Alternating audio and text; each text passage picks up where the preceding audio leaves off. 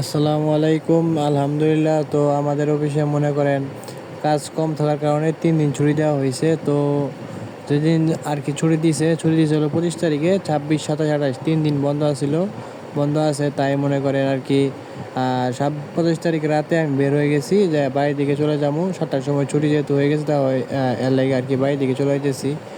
তো বাড়িতে যাওয়ার আগে মনে করেন আমি একটু আর কি ঢাকার কাছাকাছি প্রায় চলে গেছিলাম। ওদিকে যাইয়া মনে করেন ছোটো ভাইয়ের জন্য বাবা কিছু মিষ্টি আর রসমালাই রাখছিল, তো ওইগুলো নিয়ে আসার জন্য আর কি চলে গেছিলাম।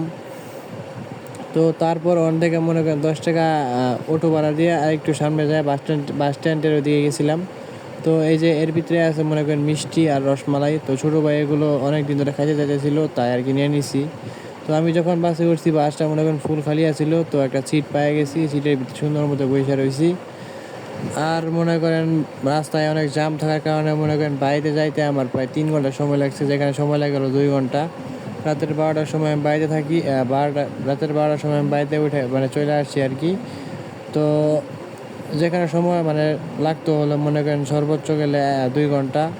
তো ওখান থেকে মনে করেন আমি আমাদের ময়মনসিংহ বাইপাস চলে আসছি। ময়মনসিংহ বাইপাস থেকে আমাদের গোপালপুর বাজার পর্যন্ত, যেখানে আমি মাঝে মধ্যে ভিডিওগুলো ছাড়ি যে আমি গরুর বাজারে যাই, গোপালপুর বাজার।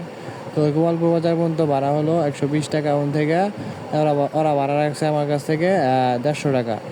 তো শ্রেণী দিয়ে ওঠার পরে মনে করেন রাতের 12টা বেজে গেছে। তো আমি এসে উঠি। সবাই ভালো থাকবেন। আসসালামু আলাইকুম।